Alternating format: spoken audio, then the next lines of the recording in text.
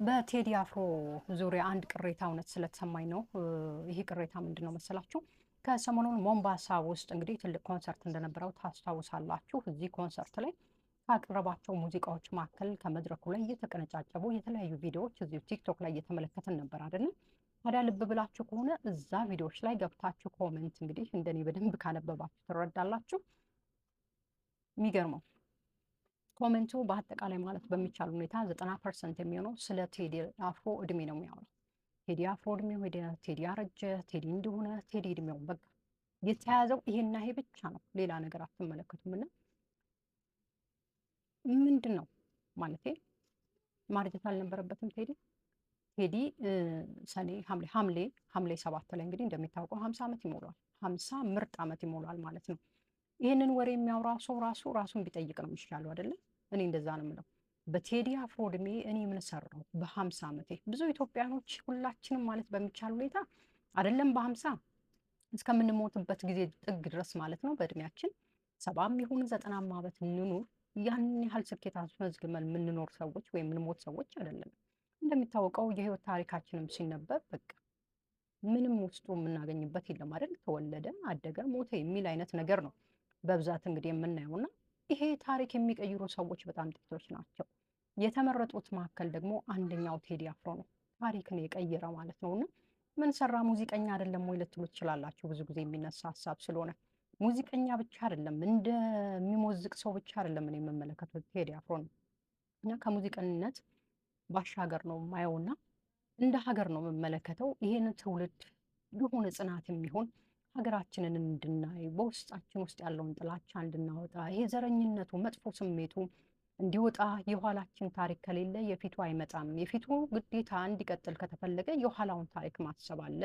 እኛ የጀግኖች ልጆች ነን። ጀግና ብቻ ታሪክ የሰሩ ያለፉ አሉ። ነገር ግን እነዛ ጀግናዎች ለእኛ ያወረሱን ምንድን ነው? እኛም እኮ እንደነሱ ታሪክ መስራት እንችላለን የሚል እጅግ በጣም ግሩም የሆኑ መልእክቶች ያሉትን ሙዚቃዎች ነው የሚያመርተውና እኔ ቴዲ አፍሮን ከሙዚቀኝነት ባሻገር ነው የምመለከተው። ብዙ ጊዜ ተናግሬያለሁ እዚህ ላይ እና ስለ እድሜው የተሰጡ ነገሮች እኔ ደስ አላለኝም። ሰው ሳያረጅ እንዴት ነው የእሱ ዘረመል የተለየ ነው? ሳያረጅ ምን ከብረት ከድንጋይ ነው የተሰራው? ሁላችንም እኮ ነው በቃ እንፈጠራለን። የልጅነት ጊዜ አለን፣ ወጣትነት አለን፣ እናረጃለን። እሱም እግዚአብሔር ከፈቀደ ብቻ እሱም ከተሰጠን ብቻ። እድሜ እኮ የመጨረሻ ማፈሪያ የሆነበት ሀገር እኮ የኛ ሀገር ነው። መናገር የሚያሳቅቅበት እድሜ ሀገር ቢኖር ኢትዮጵያ ውስጥ ነው። ሰራህም አልሰራህም እድሜ እውነተኛ ሆነም እውነተኛ አልሆነም ብትናገር የምታፍርበት እዚህ ሀገር ነው። ቴዲ አፍሮ እኮ 50 ምርጥ ዓመት ነው የኖረው። አሁን ኮመንት የምታደርጉ ሰዎች አላችሁ አይደል? ምናልባት በ20ዎቹና በ30ዎቹ የእድሜ ክልል ውስጥ ሆናችሁ እኔ ቴዲ አረጀ ምናምን የምትሉ በእናንተ እድሜ ቴዲ ማለት ነው ታሪክ እየሰራ ነው። ለትልቁ ታሪክ መስሪያ መንደርደሪያውን እያበጃጀ የነበረበት እድሜ ነው እና ምንም ያባከነው ጊዜ የለም። አንዳንድ ጊዜ ደግሞ ይባላል አይደል? ከትምህርት ጋር ደግሞ ይገናኛል። ቴዲ እኮ እንደዚህ ትምህርት ምን ጥቅም አለው? ትምህርት ተምረህ መተህ ለሀገር የማይጠቅም ለወገን የማይጠቅም ነገር እያደረክ ከሆነ ተመልክተናል እኮ 2 ፀጉር አብቅለው ሃርቨርድ ይሁን ኦክስፎርድ ዩኒቨርሲቲ ሄደው ማለት ነው ትልቅ ነገር ይዘው መጥተው ሲያበጣብጡን አልተመለከትም? እኛ ሀገር ላይ ተማርን የሚሉ ሰዎች በጣም ጥቂቶቹ ናቸው ለሀገር የሚበጅ ነገር ሲያደርጉ የተመለከት ነው አይደለም? ተምረህ ለሀገር ካልጠቀምክ ለወገን ካልሰራህ ምን ጥቅም አለው? ቴዲ አፍሮ እኮ ሙዚቃ እየሞዘቀ እኮ በለጣቸው ማለት ነውና ምንድን ነው እድሜው? እድሜ እኮ ቁጥር ነው። ካልሰራህበት እድሜ ምንድን ነው? በ40ም ሆነ በ50ም በ60ም ዓመት ከሞትክ ምንም ሳትሰራ ምንም ትርጉም የለውም። ቴዲ አፍሮ የሚወቀስበት በእድሜ በጭራሽ ሊነሳ አይገባውም። እውነት እስኪ ኮመንቱን ልብ ብላችሁ ተመልከቱ፣ ገብታችሁ እስኪ እዩት። እድሜ ብቻ አይደለም በቃ ስለ እድሜው እውነት ነገር እንዴት ነው የሚደረገው? እኔ አትወቀሱት አይደለም እኮ መወቀስ ባለበት ሂደት ልክ የሆነ ነገር ሲያደርጉ ቀሱ፣ ግን በእድሜ ልትናገሩ አትችሉ። እግዚአብሔር ይመስገን ከጥቂት ጊዜ በኋላ 50 ዓመት ይሞላዋል። በጣም ድንቅ ስራ ሰርቶ የሚያልፍ ሰው ነው ይሄ ሰው ማለት ነውና ክብር የሚገባው ሰው ነው እና በእድሜ መሳለቂያ የሆነበት ሀገር ይሄ እኮ ነው።